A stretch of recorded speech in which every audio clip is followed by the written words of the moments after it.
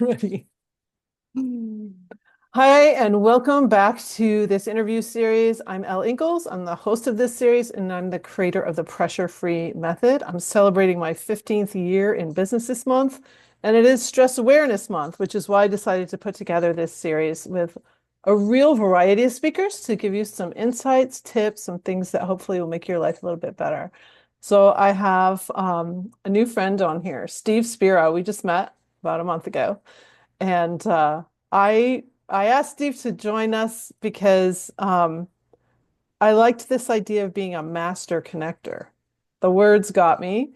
And then when I took a look at what he does and his background, I thought he would really give us some very interesting things to think about when it comes to authentic communication. And, we got a little lonely during COVID, and now we're coming out of our shells again. And what is that all about? So welcome, Steve. I'm so glad you're here. It's a blessing to be on here with you, Alan. What's going on, everyone? Steve Spiro, the Master Connector, coming at you live or direct. I love Sorry. it. Signature is what I do. That's so good. Yeah, but you weren't always a master connector, right? No, no. Yeah, I mean, some of my backstory. So I was born and raised in the Bronx and come from a very hardworking blue collar family. My dad actually wanted to be. He was a door-to-door salesman, sold shoes. He's a shoes guy at a retail shop called Alexander's back in the day. For some of those old school people may remember, may not. Then wound up getting a liquor store. He owned a liquor store, and so kind of grew up part of my life in the family business. But I was also had some talent, but extremely shy and introverted. I had like one close friend growing up. Then he moved away, and I was picked on a lot as a kid, and just awkward yeah. And so that's who I was. And I always felt that there was something bigger I wanted to do in life, something, I had a calling to do something. I kind of felt like I was this dormant superhero in my mind. That's Seriously, good. like, yeah. There was a part of me that was like something's supposed to happen. Anyway, long story short, I wound up going to high school and college for advertising, and I got out of college, couldn't get a job, so start a company and open a small advertising agency with a partner in New York City. And it was pretty wild being a 20-year-old businessman. And the way I was raised with this edge, right? I had a chip on my shoulder. I always wanted to prove others wrong, and and so forth. And so I just was kind of bred to thrive and to succeed. And so, yeah, I had the advertising company. Then I started training the martial arts since '83. So I was a little older. I'm going to give my age now. I was 20 when I started. So you can do the math if you want. But anyway, what's interesting is that piece of it is my parents, which they were broke when I was growing up. They were absolutely broke. And then they got divorced and made it worse. But they thought they were helping me. They sent me to judo school, and it was for 2 months. And it was worse because when I got back to the neighborhood, all the people, my friends, if you will, wanted to challenge me and see what I got. So it made matters worse. But I No. had that seed planted about the martial arts. So I wound up going on to get a couple black belts. I have a black belt in fourth degree black belt in Goju Karate and a first degree in Jiu-Jitsu. Had a karate studio for a while. So that kind of helped get me a little bit out of my shell and sort of started to fuel the superhero complex thing going on for myself. But Okay, in Steve, the I martial have a arts, question. I have a question about that, yeah, Steve. sure. So, when I imagine learning martial arts, you're not really saying a whole lot, though. Like everything That is was the with your best part. body. Okay. Right. So can I just say that absolutely. So it was easy for me to thrive there because it was in and out of class. And here's what's interesting, right? Growing up as a kid, I was so wounded and hurt. I learned how to actually feel no pain, both emotionally and physically. Yeah. So at one point I would tell my sisters, "Hey, bite my hand." I had two younger sisters. Bite my hand, pinch it, scratch it, no pain. And I was able to block pain. So fast forward, I get into the martial arts. I learned that the philosophy there is show no emotion, show no pain. Perfect. I'm going to fit in great here. I'm going to thrive here. So it's true. And so I didn't really bond with make relationships. I was probably rather punch you than talk with you because I didn't know how to connect. I really didn't.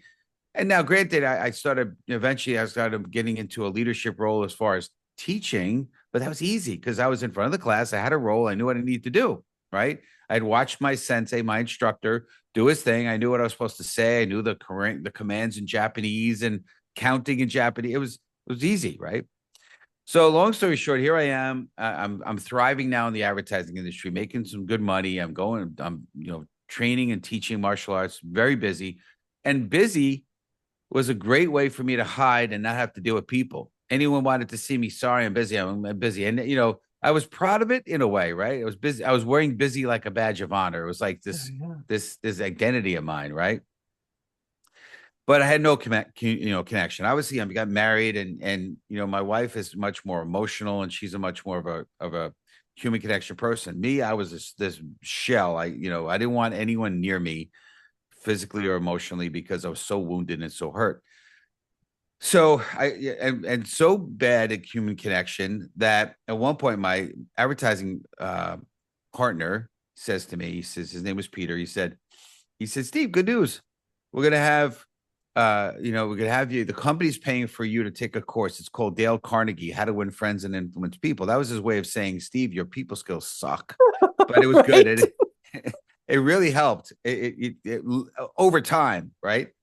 But anyway, long story short, here I am. I'm doing well in the advertising industry, and I mentor. So it's a very successful entrepreneur. I was introduced to him, and I saw something different about him. He first of all, he had spoke. I know he spoke in front of people. He had thousands of people, and he had this piece, and he had this way about him. He was super charismatic, funny, and just incredibly successful. He was financially independent, time and money, the whole package.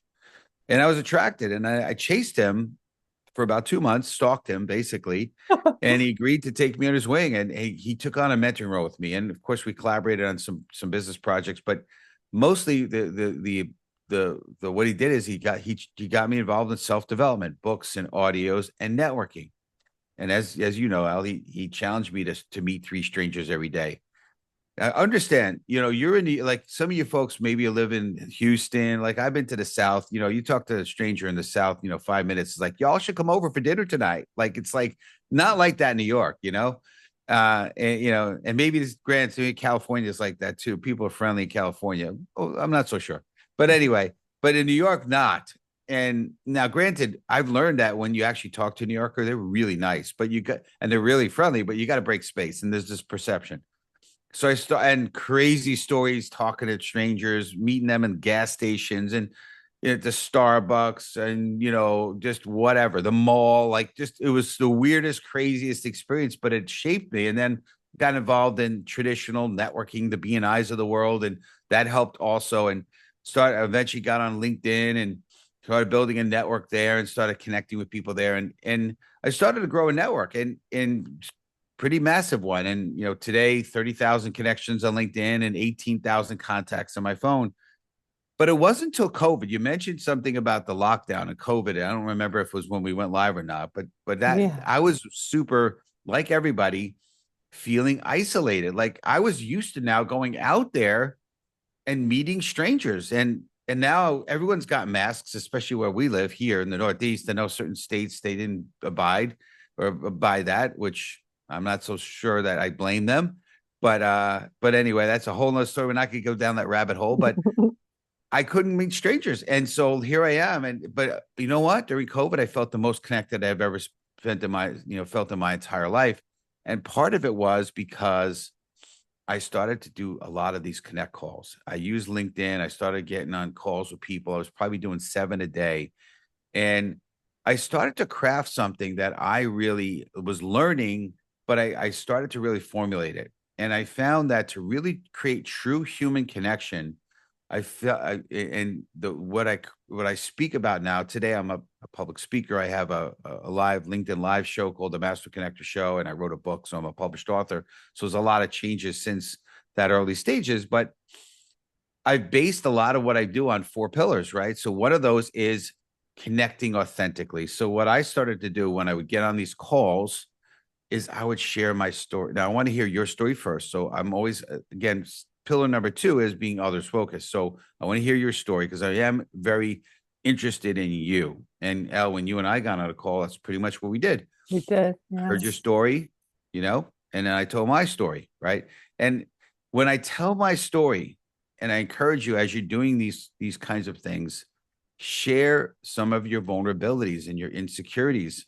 Now, obviously, you're not airing your dirty laundry. Hopefully, these are things you've overcome. But I found that barriers came down, and through being vulnerable and being authentic and sharing, again, bullied and picked on, all those things, people started to really open up. And there were times where I would be on the call and people would be crying. Like, I met this person for the first time and they're crying. It's crazy. And so, and the other thing that I found is being others focused, which is always looking to serve and give and give and give and give. I've had the best financial years of my entire life in the last 3.5 years. And I believe it's because it's the law of reciprocity, the law of Hmm. sowing and reaping. You reap and eventually you sow, you give and eventually get. And I'm not doing it for hopefully I get. I'm just giving because it feels good to give.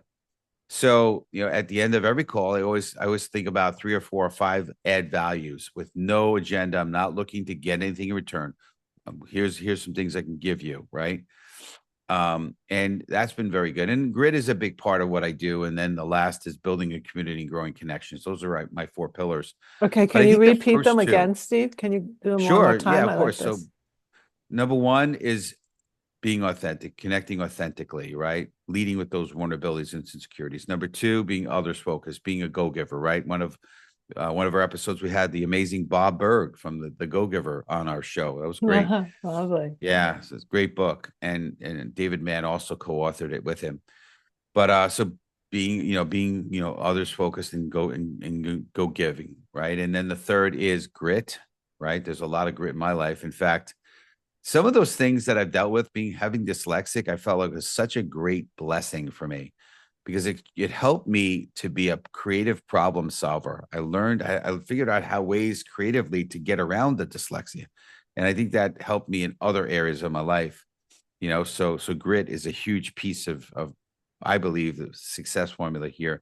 And then the fourth is building community, growing connections, and really growing not just a network but a community. And I believe that's what I'm building on LinkedIn is a tribe. And I heard my mentor say your tribe is your vibe, and vice versa, right? Yeah. So that's been an amazing experience. So that's a little taste of here. I know I probably gave it a lot longer than you Oh, it's so expected. good. It's so good. And that growing community, I was inviting someone to come on this show, and I said, well, this is the seventh event like this that I've done.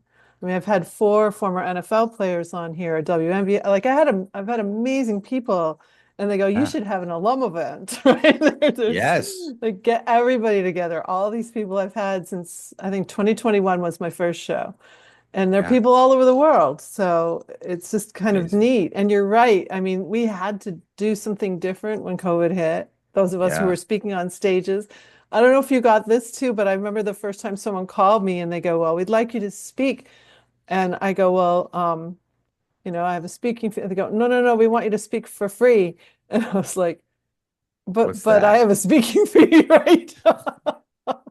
And Yeah. so all of a sudden we're speaking for free and Yeah. can I share my book? And it's Yeah. interesting what's happened. Yeah, for sure. Yeah, what's happened is there's a lot of pay to play now. There's a lot of ones that are speaking because they want to get their coaches or whatnot, and they want to get clients that way. And I'm a straight up speaker. I get paid to speak. Period. End of story. So there's no.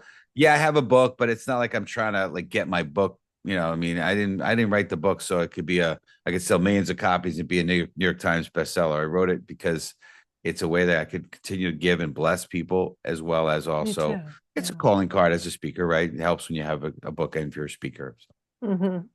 Yeah, yeah. So I'm interested if you can give us some tips or insights into these four pillars. Like, what are some things that people could take from you? They'd be like, oh yeah, that would be so helpful. So I would say this, right?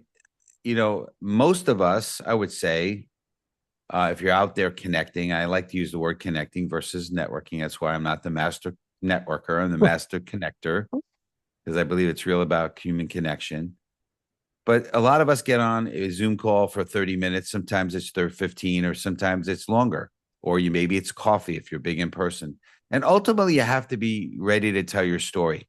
And are you ready? My challenge to you is: are you ready to tell a story, tell your story? And have you crafted it? Have you thought about it? Have you given some real strategic thoughts to what you should say and versus what you don't need to say? And I've invested some time in that. And usually when I finish, and it's 3 to 4 minutes, it's not long, maybe five. I was recently on a networking call, and so I'm not going to mention who the person was, or but I said, so tell me your story, and 45 seconds later it was done. She just told me what she did. I said, that's great, but I want to hear the backstory. Oh, you want to hear about me? Yeah. Like, it's so funny because they we know the people buy from people they know, like, and trust, but yet the first thing we talk about is our business, not ourselves. I believe you Yeah. gotta the two kids got to play in the sandbox first before we get ready to talk business. I think you got to get to know each other. You got to be able to tell your story. So anyway, long story short, I say, oh yeah, I want to hear about you. The born and raised, the whole nine. She's like, really? I said, sure, yes. Well, 30 minutes later, she was still going. And I'm like, okay, well, I gotta go, but maybe we need to do round two, because I'm guessing you want to hear what my story is too, right? But I'm out of time. She's like, I'm so sorry. So anyway, so we got on for round two. I'm like, please don't take this and just with a giving heart. I'm going to show you what a story could sound like, so you know how to craft it for yourself. And and that's what he did. I showed her. I went through my story, and very strategic, right? And it does get into what I do, but it doesn't get into. I'm not pitching. It shares who and what I'm about. So it gets into my values. It gets into my insecurities and challenges that I've had. And I think people really buy into you when you're authentic like that. So that's tip number one: is craft your story and make sure you include some authenticity in it. Some of the things you've been through, right? And of course, it'd be nice if you could weave it into what you do somehow, right? So I was hearing a story about somebody who was, I believe she was a therapist, and you know, uh, no, I'm sorry, it was a financial planner, and she really wasn't including any vulnerability or some of those authenticity things. And I said, well, let me ask you a question. What got you to be a financial planner? And she starts telling me a story about how her mother and her family, like, got broke, and they didn't have any money because they didn't really, have a good financial background. I said, why wouldn't you speak about that and talk about how that shaped you and made you think, I got to find a way that not only could I help my family, but I could bless others in the same way, and tell that story. And she said, oh, like a light bulb moment went off. So Oh my God, yeah. I have an craft the story. insurance agent friend who grew up in a 800 square foot house with 8 kids. Okay. Mm, They didn't have closets, so their clothes were in paper bags. yeah. A tree fell and demolished their place, and they didn't have enough insurance. That's the Yeah. first time as a kid she heard somebody talk about insurance, you And know? that's a story to tell. Yeah. Yeah. So that Exactly. Yeah. connection, I bring it up because it's like Hmm. that, what is the Yeah. story that's the connection piece, you know? Yeah. Nice. Absolutely. Yeah. It shapes you, right? I mentioned, some of the things I mentioned about, my family were broke, because I feel like it shapes why I was so ambitious. Right. And there's things you could throw in there that, tell people about you and your character. So that's number one, being others focused. I think what you want, I kind of touched on it before, but have things ready to give. Like, don't just, I mean, yes, you should be a really good listener. And Mhm. by the way, that's another way to really give, is to really be interested in other people and really ask questions, like you, not like you care, but because you care, because you want to know what they have to say. But listen, and of course you can give them, offer things and ways to help because you're listening. But one example, my original co-host for my show, the Master Connector show, is a guy named Cameron, and he and I had our first connect call, and I met him through my current co-host, Rob Genovese. And anyway, Cameron and I, we met at a networking physical back in when we were out and about doing real networking. we met and we had a connect call, and it was on the phone. It wasn't Zoom wasn't super popular back then, like it's a standard today. But we wound up having a call, and he told me that he was struggling because he's working really hard and he knows he needs to grow his business, but he's so busy working his business. And I just said, hey, have you ever read the book The E-Myth Revisited? And he said, no, I haven't. I said the premise, the Right there here. it is. There it is. Exactly. But the idea is working on your business versus in your business. And he was like, whoa. And he still to this day, and he appreciates because I was listening. I didn't just say you should read a book. I told him that book because I heard what he was saying. So be Right. ready.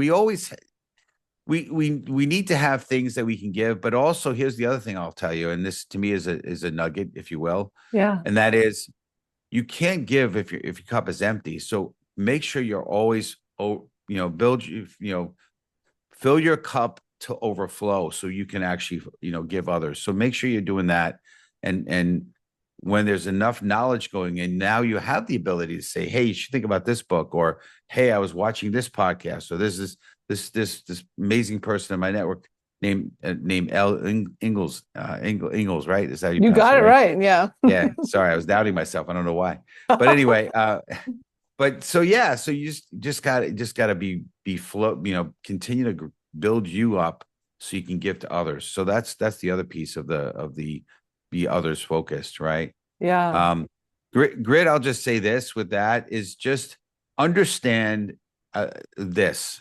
if you don't quit, you win. Yeah, nobody wants to fight somebody who just never will give up. It's like, man, it's tough, right? It just keeps coming Yeah. at you. Like if you remember the Terminator, right? The Schwarzenegger, that metal guy, the shapeshifter metal guy, he just kept coming at Schwarzenegger. Nothing was going to stop him. So just don't quit. Just keep going. Things are gonna come together. Hmm.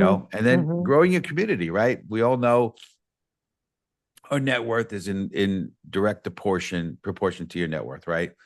So build that community, grow your connections. For me, I could do a whole talk on LinkedIn and why the value of that is. And people say to me all the time, well, why would I connect with somebody if I don't really know them? Okay, if you want to use it as a resume placeholder, sure. But if you want, listen, if you're gonna, if you now if you're not doing anything on LinkedIn, sure, don't worry about it. But if you're gonna post content, I was in the advertising industry. The more eyeballs that see something, the better, the more exposure, the better things are, right? So why would you want a big network so you could put out content and more people get to see what you're doing? It's funny. I was at an event and I invited a young man who I might be mentoring soon. We'll see. He's going to have to fight for it because I got to fight from my mentor to mentor me. Right. Right. And anyway, he By the way, I was I tested. I was tested yeah. by mine. Were you okay? So there you go. But I invited him to an event it was 7:45 p.m. Well, he read my text wrong, and he had showed up to this. It was the same location at 7:45 a.m.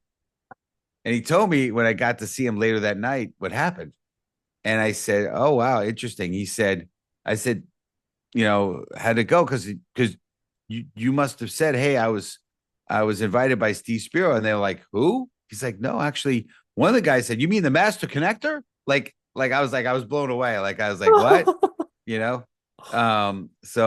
But through building a community and putting out content and growing your connections and putting out the right message, right, a consistent, authentic message, I believe you can really, continue to grow your network and grow your business for sure. So Mhm. I don't know if those are good enough tips, Oh, but they're those are what I. really good.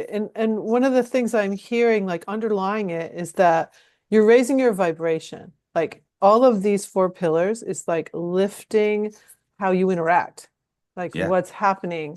And it's funny, like when we got on the call and I showed you a banner from the past, my son's picture was on there, my eldest son. And he goes, "Oh, I want to have a conversation with him," like just from how he looked on the picture, right? But he started his business when he was 22 and my middle son was 20. Like you guys have a lot in common, but you like felt it or something. I don't know. You're just like, I want to have a conversation with him. It's just so yeah, cool, you know? So yeah, these are very helpful. I think that we can get kind of stuck sometimes. And what you said about the grit, I've been 15 years doing this, and there's been times when it's been really tough. But I had a couple of key people in my court, if you will, and one of them, whose whole family I've coached, she's like, you can't stop, Al, because people Yeah. need you. Like you can't stop. And so sometimes she'd get a text from me like, pump up Yeah. my tires, right? Yeah. Keep me in the game. Yeah. It's funny because I've self-taught myself a bunch of programs. And I've done that by just not giving up. I just, okay, let's try this. Okay, let's try that. Let's try this. Okay, yeah, okay, I got it. Like, Yeah. I mean, it's a joke when I do when we have to build an IKEA piece of furniture. It's ridiculous because I don't know, I don't like reading. I don't not that I don't like reading. I don't know, like my brain doesn't process like that. So I get all confused. I get all like, so like I'll put stuff together based upon what my instinct tells me, and most of the time it works. Sometimes I have a shelf on backwards, but it works most of the time.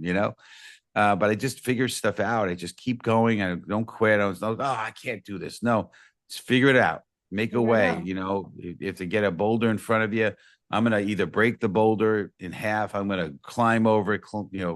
Dig under it, go around it somehow, some way. I'm gonna figure out, and that's the mentality. Just keep going. In Finding Nemo, right? Dory, right? That's Just right. keep swimming. Just keep swimming, right? Just gotta keep going. Yeah, yeah. It's really true. It's like that's part of the secret. And a lot of people give up way too soon. Too soon. Yeah. I heard it said, you get off the train one stop before success, right? It's the stop just before success. Three You feet just from you'd be diamonds. right there. Yeah, Yeah. like yeah. Yeah. It's really true. It's interesting. And there's Yeah. and things are seasonal and things change. I mean, my first Yeah. clients were all financial planners. It was 2010. That was a Mhm. horrible time for them. Like Yeah. horrible time. Right after the real estate Yeah. uh, This one crash. guy said, I just look at the caller ID and I go into a panic attack. I can't help that guy. I can't get his Yeah. money back. He's just going to No, yell at me for an hour. It's it's like, crazy. yeah, Yeah. crazy stuff. And so I'm thinking like right now there's some turmoil for some people, it's Yeah. Some stuff going on right now, that's for stuff going sure. on. But it's interesting, right? So in the martial arts, I was able to craft my grit through that, and I think that shaped me a lot. So I've been through all sorts of crazy stuff. I learned how not to duck into my 300-pound, 6'5" sensei's kneecap as he was coming around with a roundhouse kick, and it just destroyed my nose. I learned not to do that. But you know what? That class, I didn't go home. I didn't go to the emergency room.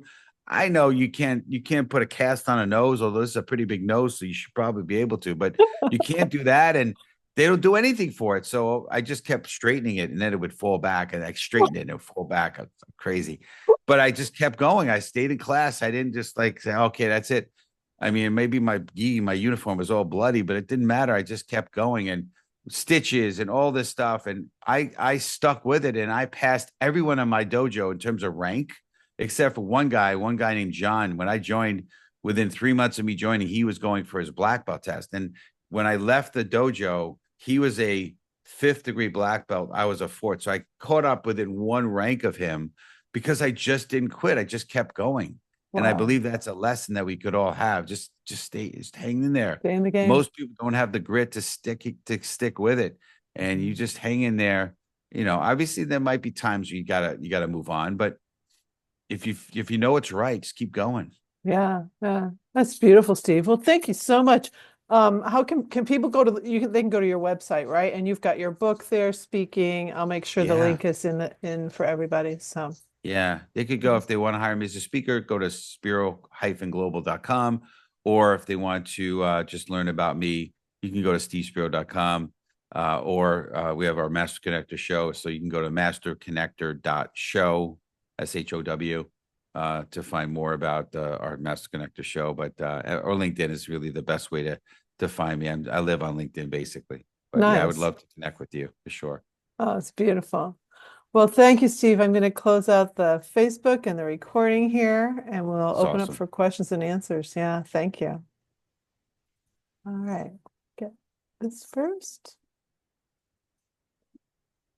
and then we'll stop You go. this.